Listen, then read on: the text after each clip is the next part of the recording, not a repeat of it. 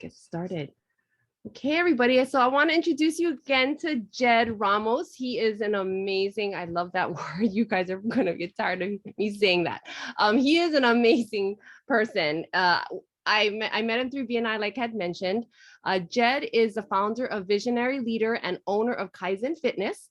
He is a certified, educated, and experienced fitness professional that specializes in life-changing fitness that impacts people with limitless transformations.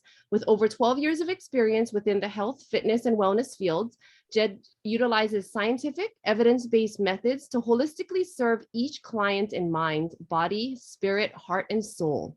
He believes in synergistically fusing modern science with ancestral wisdom so that his clients live a more meaningful, fulfilling quality of life. How amazing. So without further ado, here is Jedd, and I'm going to pin him. Nice. What an intro. Thank you. It's good to see everybody. Thank you again for having me. It is a pleasure and an honor to be here. I'm really here on this earth to serve, and every chance I get, whatever opportunities are in front of me, I will gladly take that opportunity to serve people, whether it's sharing information, education, and just being real with people, because, you know, we're all in this together. We're all want to live this life together and just basically live this life together. So today I'm going to talk about one of the things that in tradition in the health and fitness industry, no one really talks about, because, you know, everyone just talks about working out, losing weight, looking good, you know, just performing and doing all these crazy things with sports and athletics and looking good on a fitness magazine and being a fitness influencer on social media. But health, fitness, and wellness goes way beyond that. It's really to just be optimal in your day-to-day living. That's really what it is. And I can talk for days about stuff like that. But as far as just going back to the essentials, the basics, the fundamentals of what we should all know, even if it's not fitness related, that's the stuff I share with my clients. And that's what I do as far as like workshops and education. So the reason why I chose breath work, so breathing, is because that's everything we do. Like, we all breathe. There's nobody that I know that doesn't breathe, right? I mean, we all need to breathe to stay alive. That's the first thing we do when we are in this world, and it's probably the last thing we do when we leave. So it's this one thing that never stops the moment we're born. And there's actually a lot of things that have been shown to improve and optimize it, whether it's ancestral wisdom or just modern science. But we became what's called mouth breathers. It's a weird evolution with people because we primarily breathe out of our mouths now, but it's supposed to be the nose. I mean, we're supposed to breathe through your nose, but somehow it changed. So like the joke is that you're supposed to breathe through your nose and you're supposed to eat with your mouth, right? You shouldn't be breathing in your mouth. But I mean, there are techniques you can do to breathe out your mouth also, but then I can talk about that later. So if you guys have any questions as I talk, please, I don't know, I guess you could put it in the chat, but you can save it at the end. I reserve some time at the end to have a Q&A session, whether it's about breath work or not. So I'm gonna go ahead and, oh, can you make me a host, Tara? Yeah. I have something to show and display, and then we're gonna be a little interactive also. So get ready. Sorry, I'm trying. How do I have to unpin you first before I host you? Uh-oh. Remove pin. I 1 don't, second. Sorry. yeah, I don't know. I've never been pinned, so Okay. yeah, if you make me co-host, There you, you are. Okay, and now I'm gonna pin you back. oh, nice. Okay, got There we it. go. All right, so I'm gonna share my screen. Can you guys see that? Okay, I'm gonna go ahead and present. And if it's kind of slow, it's because for some odd reason, my router is in the living room and I'm not even that far from my living room, but sometimes it can get a little choppy. But if you guys do have questions, just unmute yourself and speak, because I can't see. I can just see my screen. Okay, so today I want to talk about breath work. And believe it or not, if you can control your breath, you can control your life. And I know that sounds weird, but again, you have to breathe to live, right? So your breath affects a lot of things in your life, whether it's psychologically, physiologically, and of course, physically, but then also mentally, right? So this is this quote that I found. It's from someone unknown, but I'm not a big fan of reading off slides. And as I was making this presentation, I basically put to words what I would say. So we're going to make a conscious effort to go through each of these word for word. So you just get a connection and an understanding rather than just reading something. You know, like when we read books, we should take our time to understand the concepts or whatever the person is trying to convey to us. Okay, so we're going to be doing that with each slide. Okay, so breath is the bridge that connects life to consciousness, right? Because if we're not breathing, we wouldn't be conscious, right? Which unites your body to your thoughts. Okay, when you have awareness of your thoughts to your body, that's that mind-body connection. And that is a physiological thing too. It's a neuromuscular type of an adaptation or connection, right? So whenever your mind becomes scattered, like you're stressed out and you're just running around like, you know, a chicken with the head cut off, then you can use your breath as a means to take hold of your mind again. So you can regain control of your mind again once you control your breath, because that really is what brings things back to balance, right? So it is the bridge that connects us to our consciousness. Okay, so you might be asking, what is breath work, right? Basically, it's just, there's a variety of breathing techniques that you can do. Some people call it exercises because you can actually structure your breathing in a way that you can monitor and measure them. And you know what they say, whatever gets measured gets managed. So you can actually see if you're actually making progress, right? So you just create a framework or a structure so you can actually see if you are making improvements, whether it's physical, mental, emotional, and spiritual, right? It really depends on your deep understanding of yourself. And breathwork does help with that. Okay, it exists in a variety of forms. Like, again, I had mentioned there are ancient practices. There's this one called pranayama. I mean, that's a very deep ancient practice, and modern techniques developed by, you know, specific people. There's this guy named, his name is Wim Hof. That's probably a very intense type of breath work, a method. I don't recommend that for beginners at all, but that is a really good way to increase your immunity. But what he does is include other things like cold water immersion and just being one with your body on a deeper level through other techniques. But you know, even though there are complex practices out there, just very quick, easy ones are good enough. That's all you need to do. And you're going to learn that there are things you can include and incorporate in your daily life, right? So it doesn't have to be very complicated. It's just for those that want to take a deeper dive into what this really is. So basically, again, they're just techniques and practices that you can do to control your breath. So now you know what it is. Why is it important? Like, why do I do it? Why should you do it? Yeah, again, it's just been proven to provide a lot of health benefits, right? You just have to look at these different techniques to see which one works best for you and what best fits you in your daily living. And you can reap a lot of the health benefits that you can get from breath work, right? Whether you have health issues that's chronic or acute, or you just want to relax, right? Some people use it as a relaxation tool. Some people use it with meditation. And breathing is a big part of meditation, right? To be present in one with one's breath.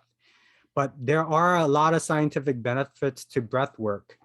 And I want to share those benefits with you so you just understand that you're not just doing it because everyone else is doing it, or, you know, it's a trend, but these benefits may resonate with you, whether it's all of them or some of them.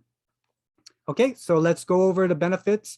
And again, these are just some of them. There's about 16 that I put down, but there are more benefits to breath work. Okay, so let's go through each one. So it does reduce stress and anxiety.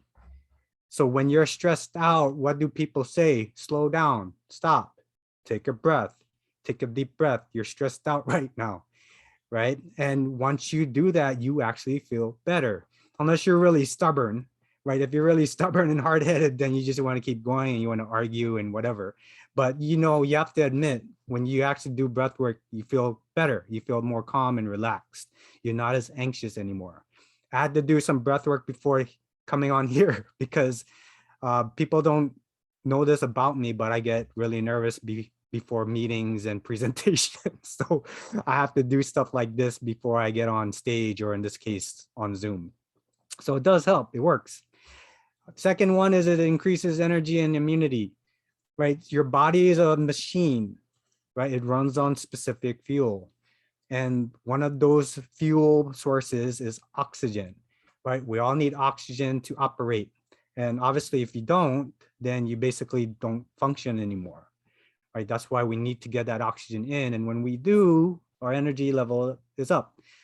And it does have a very direct influence on our immunities. So your immune system is affected by your breath, and that has to do with blood, right? So let's go to the next one as far as blood pressure. If you do have hypertension, this is a really good thing to do. And some people can actually control their blood pressure and come off their medications.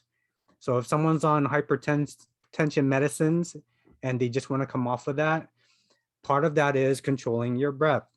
And, you know, obviously the other recommendation is exercise, but that's something you can integrate with your exercise as well, as far as physical activity, right? So if you can control your breath, you can control your blood pressure, and all of these things can be tested. You know, if you have a blood pressure cuff, if your blood pressure is high, do some breath work for like 5-10 minutes, take it again, guarantee it's lower. Okay, next one is increases circulation. So that's pretty much a given. If you lower your blood pressure, you have better circulation because you don't have a lot of pressure in your blood vessels traveling throughout your body. And that's all by just controlling your breath. Because what happens is when you breathe in through your nose properly, your body creates what's called nitric oxide. Nitric oxide is a vasodilator. Basically, it opens up your blood vessels. And the only way to do that is through breathing through your nose. So it has to be nasal breathing. When you do that, your blood vessels expand and open, and there you go. You have better circulation, right? Last one here is assistant pain management. So pain is really caused by inflammation. Inflammation is usually caused by a number of factors. Some of that is lack of or very little blood circulation, high blood pressure, right? So if you can control your circulation and your blood pressure, and you can get rid of what's called your inflammatory markers in your blood that causes the pain, then you can actually manage your pain better, right? But there's a lot of mental things too, because a lot of people can perceive pain differently. It's very subjective. Sometimes discomfort is pain, but it's really just discomfort. But then again, with breath work, you can manage it. You have a better optimistic look at what pain is. And actually, you know what? I gotta go backwards. Let me go backwards. So you see at the very bottom, there's tips, right? So I'm gonna go over the tips. So do any of these so far resonate with you, right? Do all of them resonate with you? So keep these things in mind when you actually do the breath work, because there should be a purpose to everything that you do, not just doing it because you have to, and you definitely should do it because you need to, but just attach these things to it. Like, I need to do this because I need to control or reduce my stress, right? I need to increase my circulation. So keep these things in mind as we go along. Okay, so this one strengthens your lungs. That's pretty much a given. If you breathe properly, your lungs are the ones that take care of your oxygen and your CO2 also. But that's how your oxygen gets into your bloodstream, right? So when you're going through this process of expanding your lungs and contracting basically you can't control your lungs through muscle, but then you can contract your muscles in your rib cage to push in the lungs. That actually strengthens them, right? So you have better airflow and better breathing, right? And I'll talk about that I think on the next slide. Next thing is improves mood and self-esteem. Like if you're in a bad mood, right, and you may have low self-esteem, again, there are a lot of things happening inside, whether again, it's mentally, spiritually, but it could be physically. When you're in a more relaxed state, in a more calm state, then you may have improved mood and improved self-esteem. Because usually you have these feelings when you're tense, when you're stressed out. We tend to have these negative feelings about it because that's how our body is physically responding to the stressors outside that's causing us to think these things, right? Again, when you control your breath, you have better control over this. Okay, so the next one is releasing toxins. You do have toxins in your body. There are ways to detoxify your body, right? But our bodies are naturally capable of detoxifying our bodies without taking anything. I know there's a lot of things out there that can detoxify us, like things we eat, things we drink, supplements and such, but those things only assist our own body's innate ability to detoxify itself, right? And believe it or not, you can do that through your breath work, because when you, again, have all those other benefits that we had talked about, then you can see that you release them through your sweat, your breath, and, you know, everything else. You know, you can figure that out on your own, right? So you release toxins that way. Fourth one is improved sleep. This one too is a given. I know, like my dad, I have two other clients that have sleep apnea, right? And particularly, you know, like they have to have this thing called a CPAP machine where they have, I call it the Darth Vader mask. So like when they put it on, it sounds like Darth Vader. And unfortunately, they have to have that thing for a while. My dad has to have it for the rest of his life. But I did have a client that had sleep apnea on a CPAP. And when I trained him, I basically taught him these things about breath work. Within 2 or 3 months, he was off the CPAP and he didn't have sleep apnea anymore because he was learning how to breathe properly. And now he's able to sleep better. And so the point is, even with something like sleep apnea, even if you didn't have it, if you control your breath and make that a healthy habit, when you actually do go to sleep, you sleep better. You have a deeper sleep, you have a longer sleep, a better quality of sleep, right? And that's something we all need to have. Last one here on this slide is manages depression. So same thing, again, when we're in a depressed state, we're not breathing properly, we're stressed out. Something made us depressed. Even if you were clinically diagnosed with depression, there's something happening neurologically, something with our chemicals in our brain that's very imbalanced. But again, if we can include more oxygen and air into our system, then we can better manage it. It doesn't get rid of it. You know, these things are not cures. They're just things to help us manage and control these things, right? Like diabetes, you can't, there's no cure for diabetes, but you can control it. You can manage it through physical activity. Okay, and this is the last slide. Okay, so increases muscle tonus. It's, we all know it as muscle tone. Muscle tone basically means you have the muscles at the ready to contract. Like you're able to contract muscle efficiently without pain, without cramping up. Because if we don't have enough oxygen in our system, our muscles tend to cramp up, right? And then that can lead to the inflammation, the pain, right? So when you have increased tonus, you have less chance of getting cramps, right? Helps and heals trauma. So like if you're dealing with trauma, even like PTSD, it's the same thing with the, you know, like depression, you know, just having a bad day, self-esteem, they're all related, right? Regardless of the severity.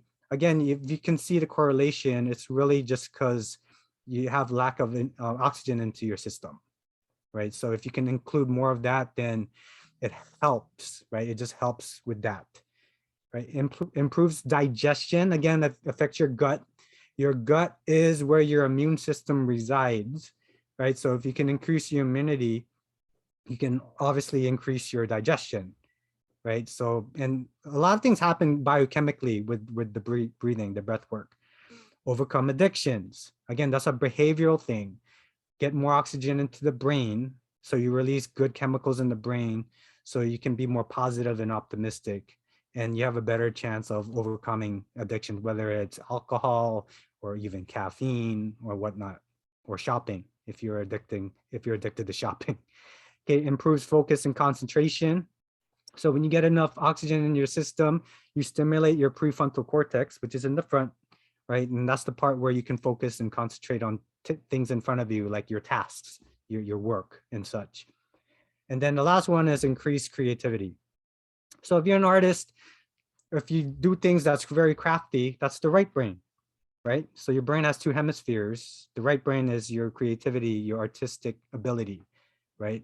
The left one, we all use too much. We think too much. We're thinking about things too much black and white, right? So if we can breathe properly and not forget about the right side, because two halves makes a whole, then yes, we can release our artistic abilities in the world, whether it's just poetry, painting, drawing, whatnot. Okay. All right. So these are some techniques. There are a lot. It's actually overwhelming. There are a lot of techniques, but these are basically the top 5 basic easy ones you can do, right? So really quick, diaphragmatic breathing. You have a diaphragm here at the bottom of your rib cage. That thing pushes everything down. So if you do it right, it looks like you have a belly, like you drank too much beer or you're pregnant, right? So the diaphragm pushes everything down so your lungs can expand, right? They actually taught us that when I was in choir. When you're a singer, when you sing, you have to do a lot of diaphragmatic breathing, and there is a technique to that. So I won't get into detail with that, but that's one. Box breathing, that's what we're actually going to do after all of this. We're going to do it together, right? So that's a technique created by a former Navy SEAL commander. It's a very easy one. And I know that sounds intimidating because it's a Navy SEAL, but he basically used it to control his stress levels under pressure, under high levels of stress. But it's something we can all do. It's actually really easy. Okay, alternate nostril breathing. Basically, it is what it says. You breathe in and out through one, and then you switch to the other. And this is whole technique. Pursed lip breathing. That one is pretty easy. You know how you purse your lips, like you're gonna, I don't know, kiss a fish, right? Fish lips. So there's a method of doing that with pursed lips where you control the exhalation, breathing out. And then breath focus breathing. If anything, that's really, really easy. As you're breathing, have an image in your head. Think of something calming or positive, or or something that you're interested in, and just focus on that thing and just breathe through that while you think about it. Okay, so the tip at the bottom, just sample it. You don't have to do the entire thing, just sample it, get a feel for it, see which one works best for you.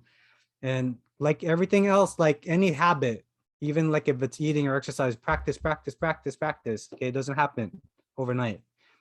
You'll feel some immediate benefits, but the long-term benefits is what you should be aiming for.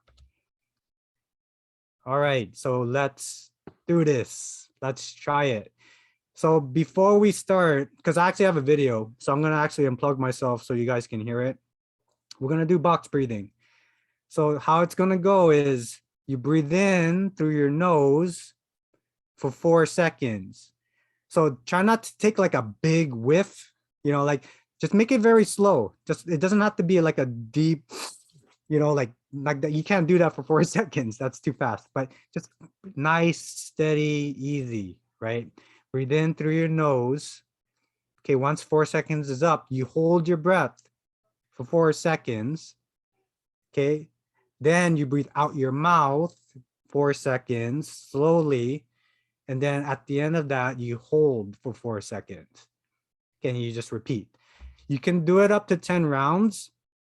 So like you do all 4 steps 10 times. Okay, if it's too much for you, because we're gonna do it together. If you can't do 4 seconds, at least do 2. If you're really bad at it, just do 1, right? But then aim for 4. So it's flexible. You don't have to do it. You do what you can, right? And then the tip at the bottom, feel free to use your hands and your fingers. So if you're breathing in through your nose, maybe cover your mouth. I don't know if you heard that. You cover your mouth, right? And then when you breathe out your mouth, you can hold your nose. Like, just something to help you, okay? Okay, we're gonna do this. I can't see everybody. So I hope you're gonna do it. If you can't hear it, please tell me. So I'm gonna unplug now so you can hear my audio. Let's see if I can turn up the volume. And we're gonna do it together. Okay, you guys ready? I'm gonna press play and I hope it works. Oh, it works. Okay, here we go. So just look at the actual visual to help you maintain your, and I'm gonna mute myself.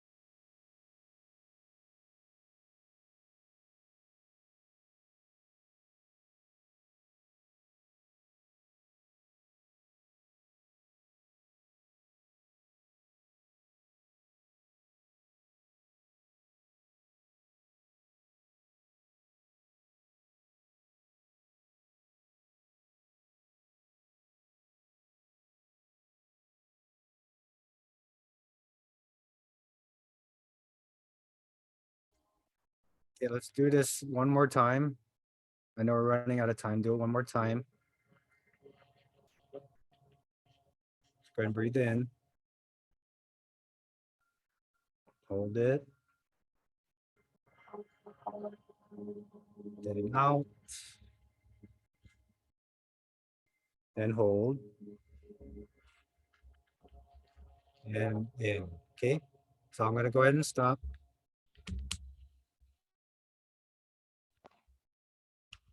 Okay, I hope you guys did it. I was actually doing it. Okay. So how do you integrate this into your schedule? Okay, I'll go through this really quick. Schedule it. Like plan for it. Set reminders in your calendar. Take baby breaths, not steps, right? Just try it out. You don't have to rush it. You don't have to do it exactly. Doesn't have to be perfect. Just feel it out, right? Relax if you're having a hard time. It's not uncommon that you may feel lightheaded or dizzy when you first start. It's actually pretty normal. That's just because you're not used to it yet. Like drinking water. You all of a sudden you drink a lot of water, all of a sudden you just have to go pee a lot. I mean, that's normal. But as you get used to it, you don't pee as much, right? So give it time and then just switch it up. Life can get hectic. If you miss a session, it's okay. It's totally cool, right?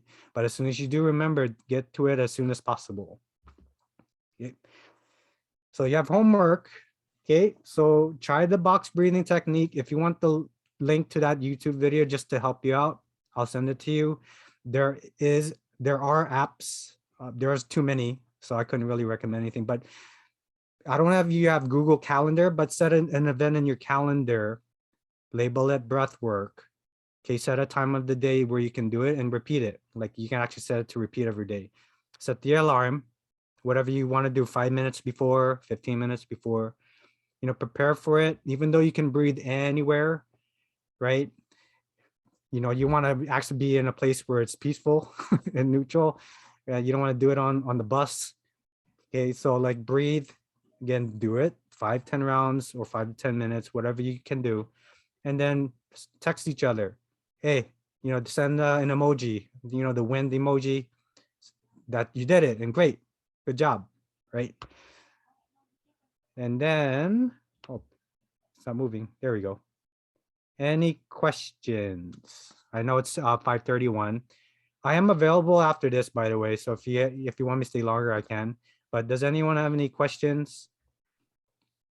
I have a question. Sure. I wrote down in my notes that breathing helps with digestion. Could you elaborate on that a little bit more, please? Yes, so when you have better circulation, just fluids in your bloodstream, because you have a lot of fluid that goes to your gut, whether it's your stomach, your intestines, small and large intestines, then you have better regularity.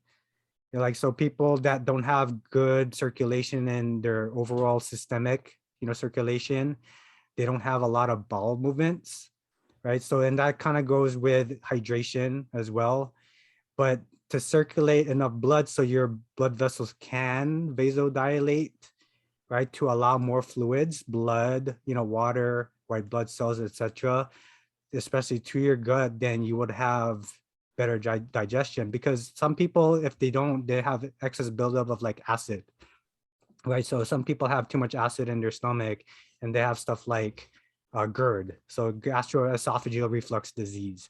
It's because they're just not getting enough good circulation into their, into their system. There's a deeper dive on that. I can answer that more in detail, like on the side. But when you do breathe, you get more vasodilation, which increases circulation systemically, including your digestive system. And That's so a you great question. recommend a box breathing for that, or for all of these actually? Yeah, it's just about what best works for your, current ability, your physiology. There are specific ones that work for specific things, but there's so much to cover. But as far as just getting your foot in the door, like box breathing is one. The really easy one is just having a set tempo where you just breathe in and you just breathe out. So like you breathe in for 3 seconds, breathe out for 5 seconds, and you just do that. Like that's probably one of the more simpler ones too. But just get into the habit of breathing in through your nose, right? Because we breathe through our mouths. We want to get into the habit of breathing in our nose, and then you can breathe out your mouth, but eventually you want to actually breathe out of your nose too, like breathe out your nose, right? But we always breathe in through your mouth, which is not good, because when you breathe in through your nose filters the air, it warms the air, it moistens the air, and that's clean oxygen into your lungs, right? If you breathe in through your mouth, it's dry, it's unfiltered, and it's not clean fuel. So that's when people have stuff like asthma and sinusitis and such, right? You have a bacterial growth in your sinuses if you don't breathe properly. So Super interesting. Thanks, Jedd. You're welcome. And Anyone Jedd, else? I found, I don't know if it's a question, but I always found that when I was doing my martial arts or yoga or exercises, you're constantly doing breathing techniques. Like even when I just walk, I'm being attentive to how I'm breathing. That's good. And so you can either do it stationary, like during a meditation, or doing, just like we did here with you, or you can incorporate it into your exercising as well, which I found very helpful. Yes. Okay, good. Thank you. Yes, that's exactly what it is. And that's one of the first things I teach all my clients, whether they like it or not, is how do you breathe with your activity?